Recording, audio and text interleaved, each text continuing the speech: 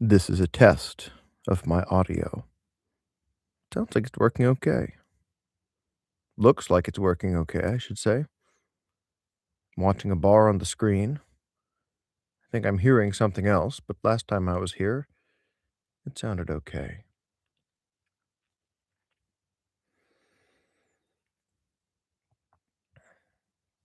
Welcome back to Orthodoxy by G.K. Chesterton. Tonight, we're going to read Chapter 5, titled The Flag of the World.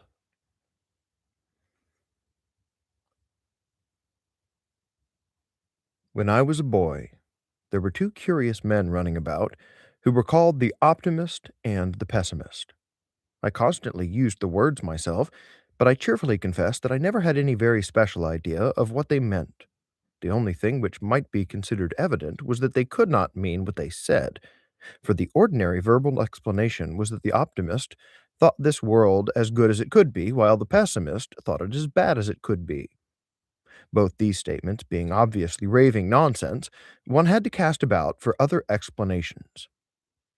An optimist could not mean a man who thought everything right and nothing wrong, for that is meaningless.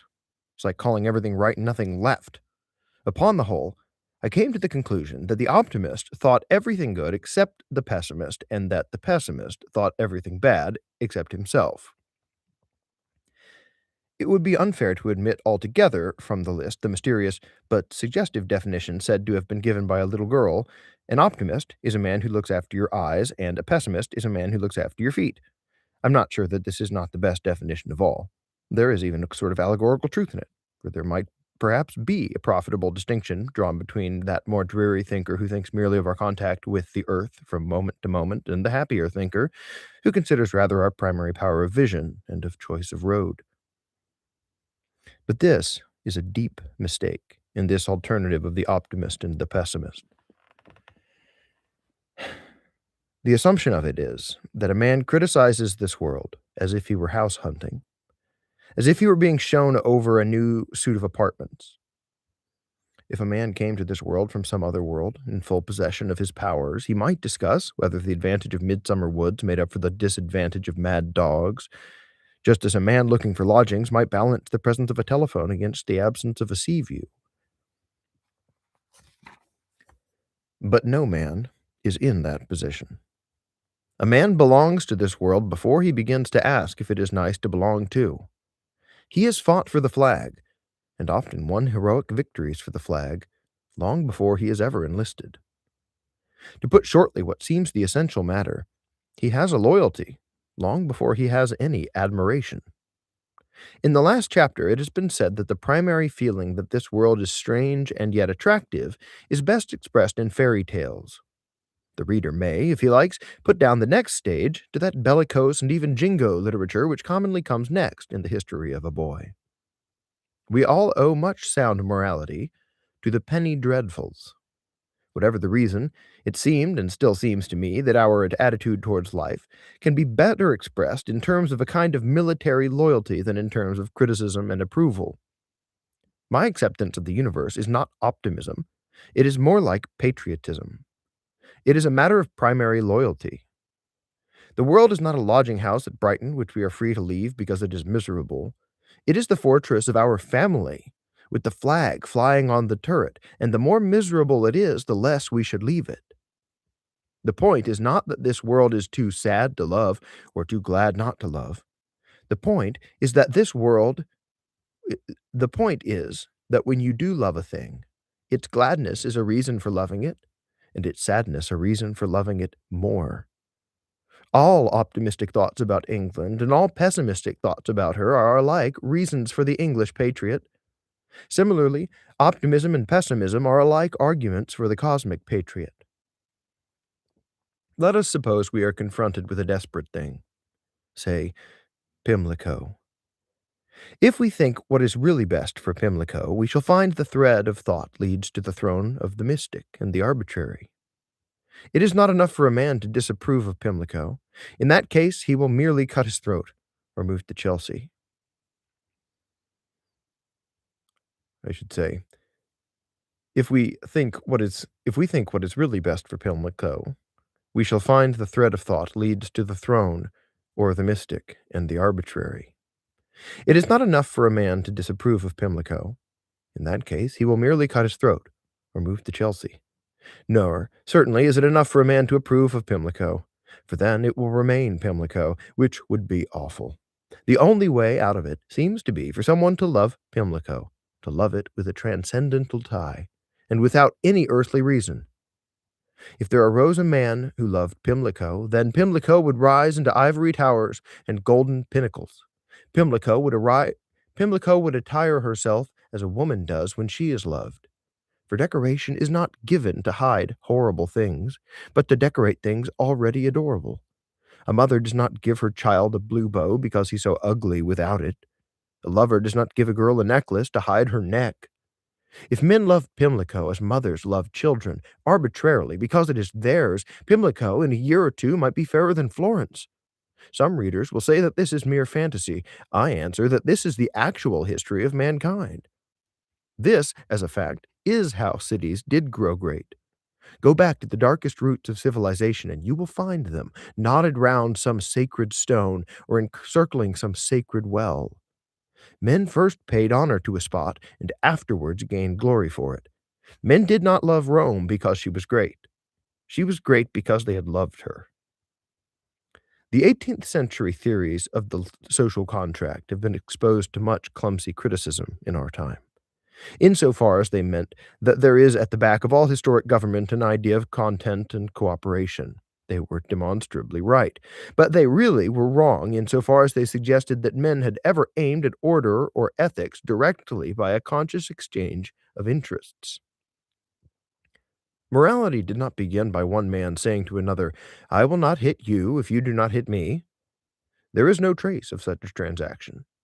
There is a trace of both men having said, "We must not hit each other in the holy place." They gained their morality by guarding their religion.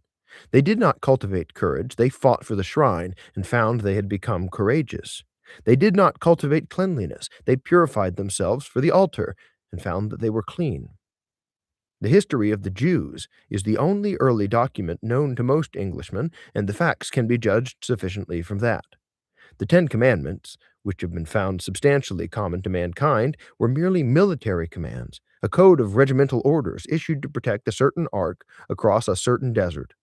Anarchy was evil because it endangered the sanctity, and only when they made a holy day for God did they find they had made a holy day for men. If it be granted that this primary devotion to a place or thing is a source of creative energy, we can pass on to a very peculiar fact. Let us reiterate for an instant that the only right optimism is a sort of universal patriotism.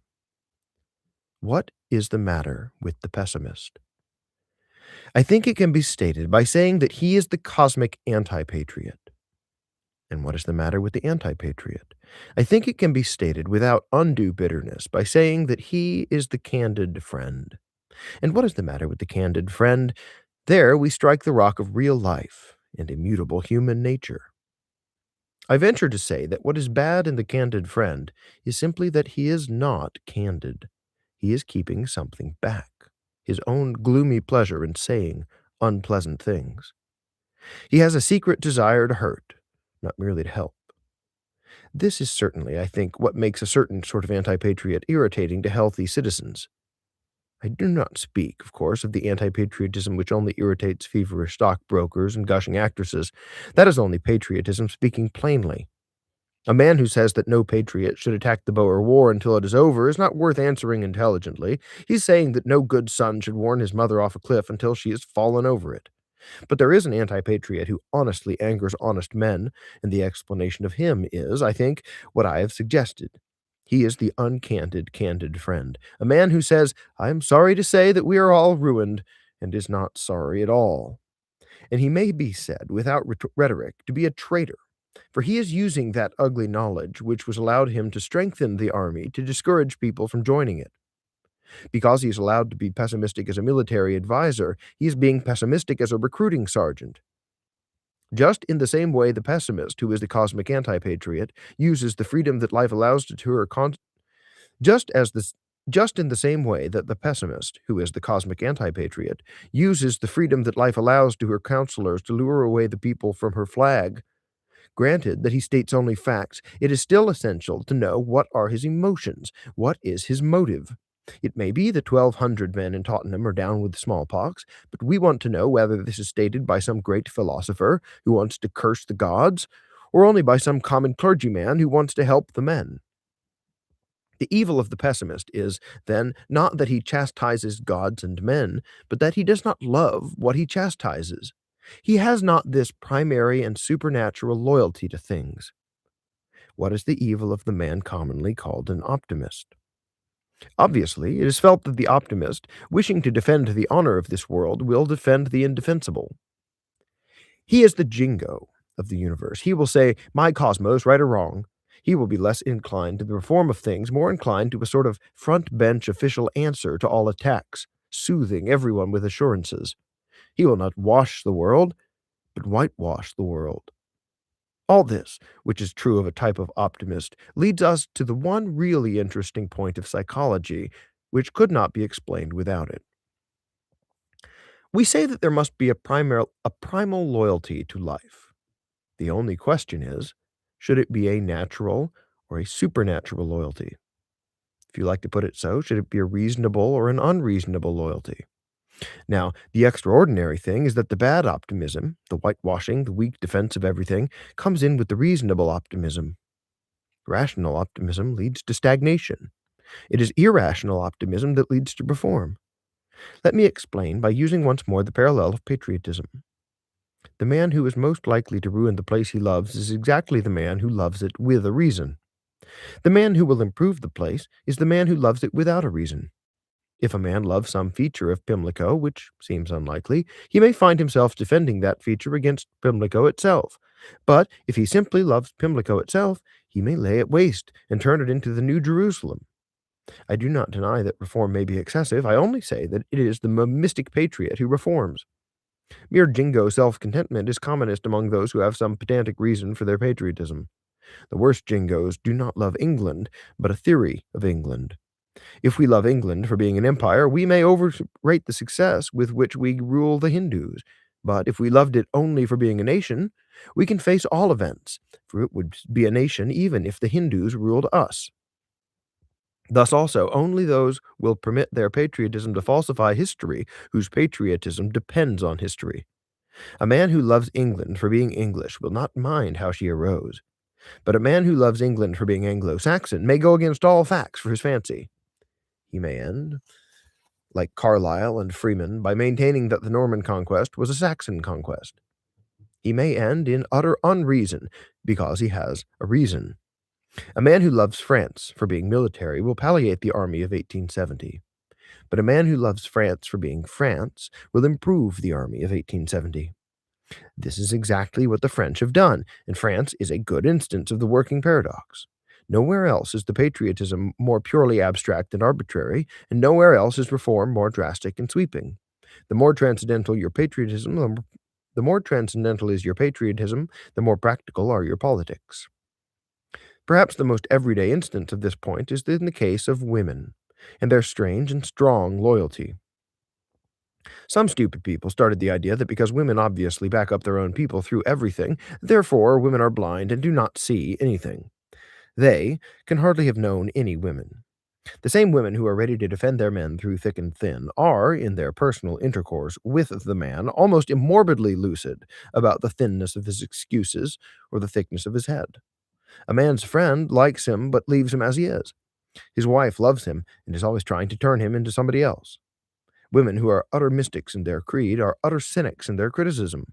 Thackeray's expressed this well when he made Pendennis's mother, who worshipped her son as a god, yet assumed that he would go wrong as a man.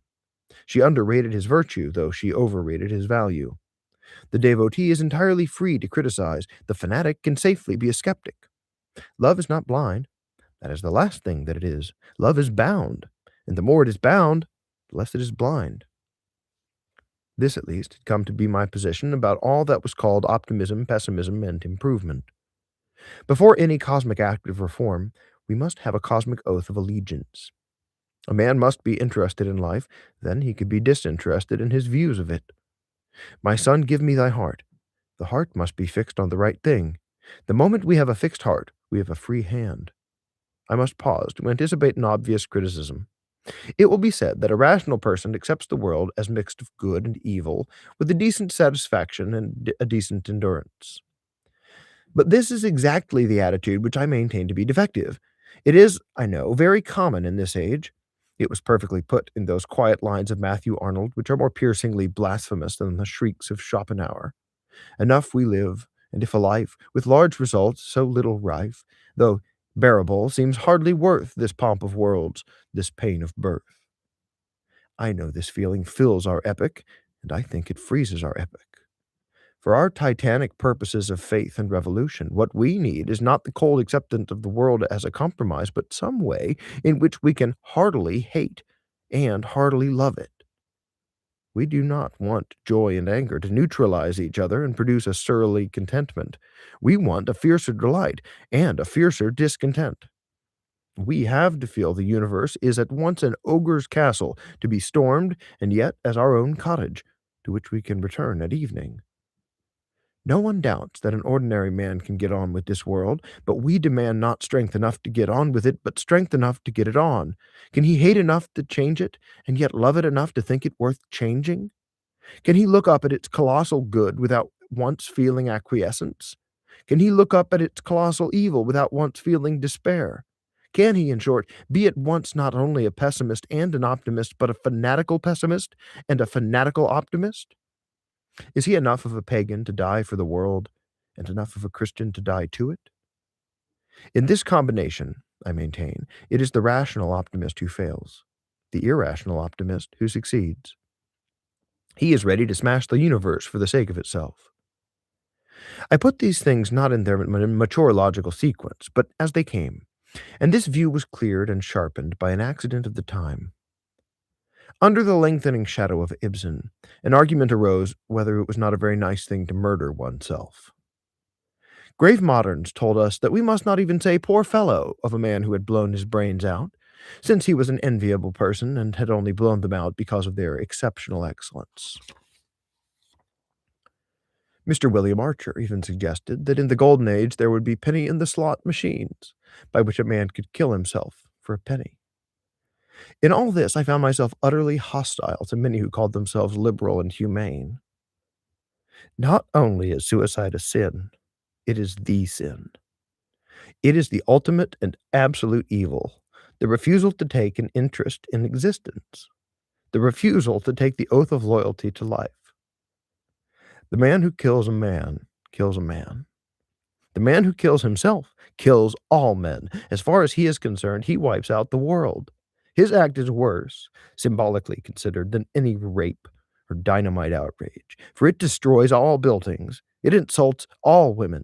The thief is satisfied with diamonds, but the suicide is not. That is his crime. He cannot be bribed, even by the blazing stones of the celestial city. The thief compliments the thing he steals, if not the owner of them. But the suicide insults everything on earth by not stealing it. He defiles every flower by refusing to live for its sake. There is not a tiny creature in the cosmos at whom his death is not a sneer. When a man hangs himself on a tree, the leaves might fall off in anger, and the birds fly away in fury, for each has received a personal affront. Of course, there may be pathetic emotional excuses for the act. There often are for rape, and there almost always are for dynamite. But if it comes to clear ideas and the intelligent meaning of things, then there is much more rational and philosophic truth in the burial at the crossroads and the stake driven through the body than in Mr. Archer's suicidal automatic machines. There is a meaning in burying the suicide apart. The man's crime is different from all other crimes, for it makes even crimes impossible. About the same time, I read a solemn flippancy by some free thinker. He said that a suicide was only the same as a martyr. The open fallacy of this helped to clear the question. Obviously, a suicide is the opposite of a martyr. A martyr is a man who cares so much for something outside him that he forgets his own personal life. A suicide is a man who cares so little for anything outside him that he wants to see the last of everything. One wants something to begin, the other wants everything to end. In other words, the martyr is noble exactly because, however he renounces the world or execrates all humanity, he confesses this ultimate link with life. He sets his heart outside himself. He dies that something may live. The suicide is ignoble because he has not this link with being. He is a mere destroyer. Spiritually, he destroys the universe. And then I remembered the stake and the crossroads, and the queer fact that Christianity had shown this weird harshness to the suicide. For Christianity had shown a wild encouragement of the martyr. Historic Christianity was accused, not entirely without reason, of carrying martyrdom and asceticism to a point desolate and pessimistic. The early Christian martyrs talked of death with a horrible happiness. They blasphemed the beautiful duties of the body. They smelt the grave afar off like a field of flowers. Yet all this seemed to many the very poetry of pessimism. Yet there is the stake at the crossroads to show what Christianity thought of the pessimist.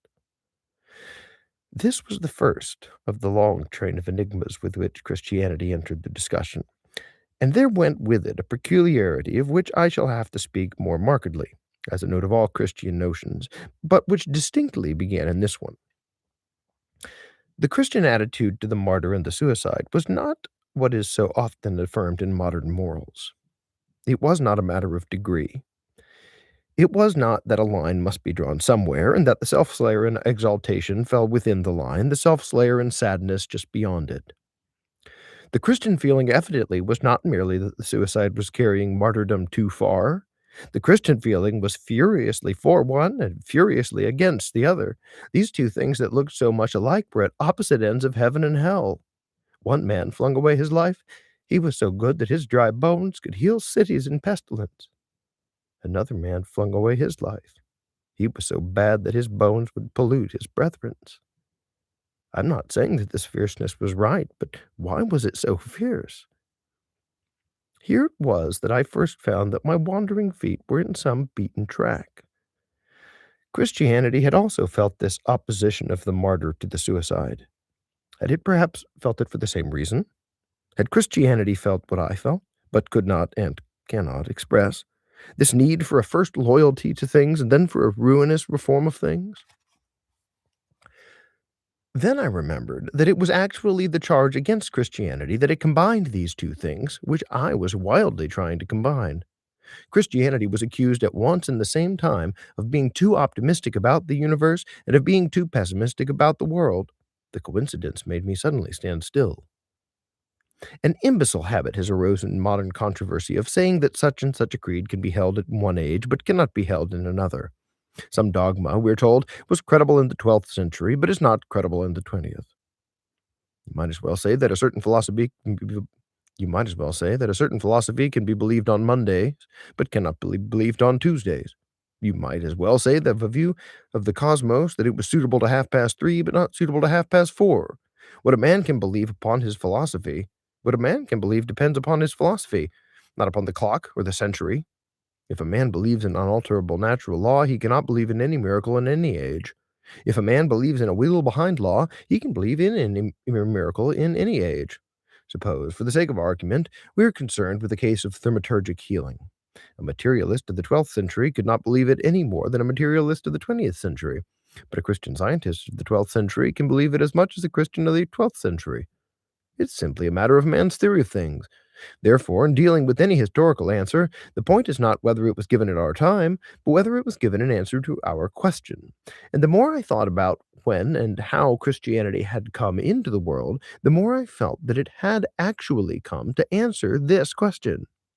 It is commonly the loose and latitudinarian Christians who pay quite indefensible compliments to Christianity. They talk as if there had never been any piety or pity until Christian came, a point upon which any medieval would have been eager to correct them. They represent that the remarkable thing about Christianity was that it was the first to preach simplicity, or self-restraint, or inwardness and sincerity. They will think me very narrow, whatever that means, if I say that the remarkable thing about Christianity was that it was the first to preach Christianity. It is peculiar what that its peculiarity was that it was peculiar, and simplicity and sincerity are not peculiar, but obvious ideals for all mankind. Christianity was the answer to a riddle, not the last truism uttered after a long talk. Only the other day I saw in an excellent weekly paper of Puritan tone this remark, that Christianity, when stripped of its armor of dogma, as who should speak of a man stripped of his armor of bones, turned out to be nothing but the Quaker doctrine of the inner light. Now, if I were to say that Christianity came into the world specifically to destroy the doctrine of the inner light, that would be an exaggeration, but it would be very much nearer to the truth. The last Stoics, like Marcus Aurelius, were exactly the people who did believe in the inner light. Their dignity, their weariness, their sad external care for others, their incurable internal care for themselves, were all due to the inner light, and existed only by that dismal illumination. Notice that Marcus Aurelius insists, as such introspective moralists always do, upon small things, done or undone. It is because he has not hate or love enough to make a moral revolution. He gets up early in the morning, just as our own aristocrats, living the simple life, get up early in the morning, because such altruism is much easier than stopping the games of the amphitheater or giving the English people back their land. Marcus Aurelius is the most insufferable of human types. He is an unselfish egoist. An unselfish egoist is a man who has pride without the excuse of passion. Of all conceivable forms of enlightenment, the worst is what these people call the inner light. Of all horrible religions, the most horrible is the worship of the God within. Anyone who knows anybody knows how it would work. Anyone who knows anyone from the higher thought center knows how it does work. That Jones shall worship the God within him turns out ultimately to mean that Jones shall worship Jones. Let Jones worship the sun or moon, anything rather than the inner light. Let Jones worship cats or crocodiles, if he can find any on the street, but not the God within. Christianity came into the world firstly to assert with violence that a man had not only to look inwards, but to look outwards, to behold with astonishment and enthusiasm a divine company and a divine captain. The only fun of being a Christian was that a man was not left alone with the inner light, but definitely recognized an outer light, fair as the sun, clear as the moon, terrible as an army with banners. All the same, it will be well if Jones does not worship the sun and moon. If he does, there's a tendency for him to imitate them, to say that because the sun burns insects alive, he may burn insects alive. He may think that because the sun gives people sunstroke, he may give his neighbor measles. He thinks that because the moon is said to drive men mad, he may drive his wife mad. This ugly side of mere external optimism had also shown itself in the ancient world. About the time when the Stoic idealism had begun to show the weaknesses of pessimism, the old nature worship of the ancients had begun to show the enormous weaknesses of optimism. Nature worship is natural enough while the society is young, or in other words, pantheism is all right so long as it is the worship of Pan. But nature has another side, which experience and sin are not slow in finding out, and there is no flippancy to say of the god Pan that he soon showed the cloven hoof. The only objection to natural religion is that somehow it always becomes unnatural. A man loves nature in the morning for her innocence and damnability, and at nightfall, if he is loving her still, it is for her darkness and her cruelty. He washes at dawn in clear water, as did the wise men of the Stoics, yet somehow at the dark end of the day he is bathing in hot bull's blood, as did Julian the Apostate. The mere pursuit of health always leads to something unhealthy. Physical nature must not be made the direct object of obedience. It must be enjoyed, not worshipped. Stars and mountains must not be taken seriously. If they are, we end where the pagan nature worship ended. Because the earth is kind, we can imitate all her cruelties. Because sexuality is sane, we can all go mad about sexuality. Mere optimism had reached its insane and appropriate termination. The theory of everything that was good had become an orgy of everything that was bad. On the other side, our idealist pessimists were represented by the old remnant of the Stoics. Marcus Aurelius and his friends had really given up the idea of any god in the universe and looked only to the God within. They had no hope of any virtue in nature and hardly any hope of any virtue in society. They had not enough interest in the outer world really to wreck it or to revolutionize it. They did not love the city enough to set fire to it. Thus the ancient world was exactly in our own desolate dilemma. The only people who really enjoyed this world were busy breaking it up, and the virtuous people did not care enough about them to knock them down. In this dilemma, the same as ours, Christianity suddenly stepped in and offered a singular answer, which the world eventually accepted as the answer. It was the answer then, and I think it is the answer now. This answer was like the slash of a sword. It sundered. It did not in any sense sentimentally unite. Briefly, it divided God from the cosmos. That transcendence and distinctness of the deity, which some Christians now want to remove from Christianity, was really the only reason why anyone wanted to be a Christian. It was the whole point of the Christian answer to the unhappy pessimist and the still more unhappy optimist. As I am here only concerned with their particular problems, I shall indicate only briefly this great metaphysical suggestion. All descriptions of the creating or sustaining principle in things must be metaphorical, because they must be verbal. Thus, the pantheist is forced to speak of God in all things as if he were in a box. Thus, the evolutionist has in his very name the idea of being unrolled like a carpet. All terms, religious and irreligious, are open to this charge. The only question is whether all terms are useless, or whether one can, with such a phrase, cover a distinct idea about the origin of things. I think one can, and so evidently does the evolutionist, or he would not talk about evolution. And the root phrase for all Christian theism was this: that God was a creator, as an artist is a creator. A poet is so separate from his poem that he speaks of it as a little thing he has thrown off. Even in giving it forth, he has flung it away. This principle, that all creation and procreation is a breaking off, is at least as consistent through the cosmos as the evolutionary principle that all growth is a branching out. A woman loses a child even in having a child. All creation is separation. Birth is as solemn a parting as death. It was the prime philosophic principle of Christianity that this divorce in the divine act of making, such as severs a poet from the poem or the mother from the newborn child, was the true description of the act whereby the absolute energy made the world. According to most philosophers, God, in making the world, enslaved it. According to Christianity, in making it, he set it free. God had written not so much a poem, but rather a play he had planned to perfect, but which had necessarily been left to human actors and stage managers who had since made a great mess of it. I will discuss the truth of this theorem later. Here I have only to point out with what a startling smoothness it passed the dilemma we have discussed in this chapter. In this way, at least, one could be both happy and indignant without degrading oneself to be either a pessimist or an optimist. On this system, one could fight all the forces of existence without deserting the flag of existence. One could be at peace with the universe and yet be at war with the world. St. George could still fight the dragon, however big the monster bulked in the cosmos, though he were bigger than the mighty hills, or bigger than the everlasting hills. If he were as big as the world, he could yet be killed in the name of the world. St. George had not to consider any obvious odds or proportion in the scale of things, but only the original secret of their design. He can shake his sword at the dragon, even if it is everything, even if the empty heavens over his head are only the huge arch of its open jaws. And then followed an experience impossible to describe.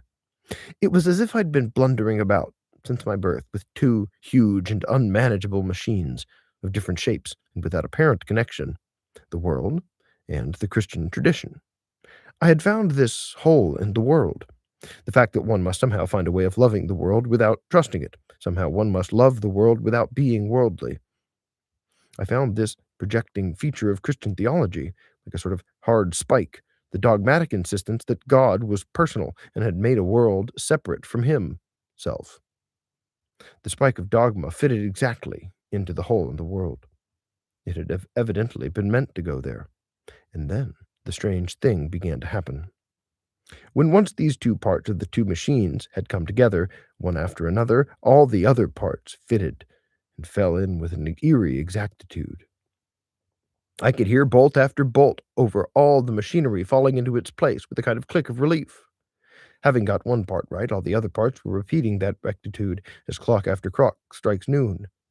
Instinct after instinct was answered by doctrine after doctrine, or to vary the metaphor, I was like one who had advanced into a hostile country to take one high fortress, and when that fort had fallen, the whole country surrendered and turned solid behind me. The whole land was lit up, as it were, back to the first fields of my childhood. All those blind fancies of boyhood, which in the fourth chapter I tried in vain to trace on the darkness, became suddenly transparent and sane. I was right when I felt that roses were red by some sort of choice. It was the divine choice. I was right when I said I would almost rather say that grass was the wrong color than say it mustn't by necessity have been that color. It might verily have been any other. My sense that happiness hung on the crazy thread of a condition did mean something when all was said. It meant the whole doctrine of the fall. Even those dim and shapeless monsters of notions which I have not been able to describe, much less defend, stepped quietly into their places like colossal caryatides of the creed.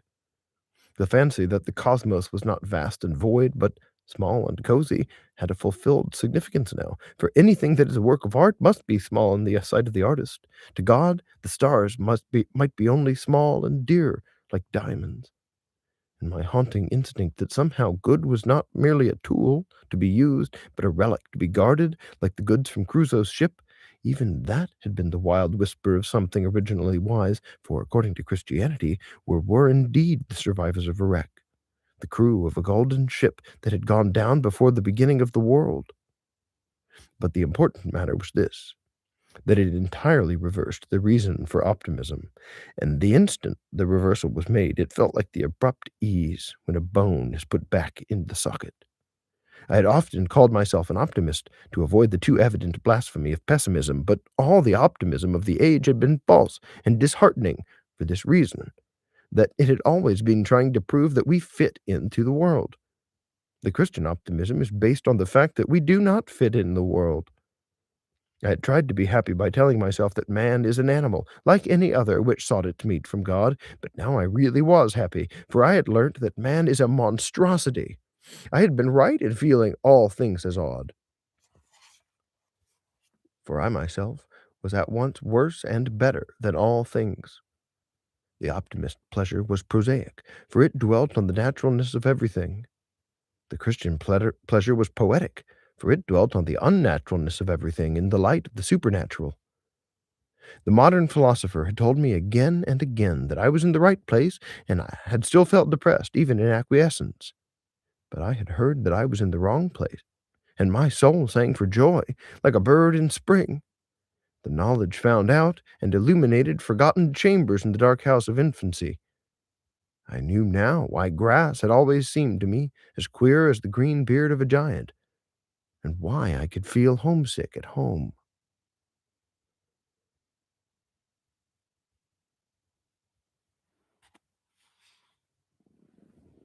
Thank you very much. Good night.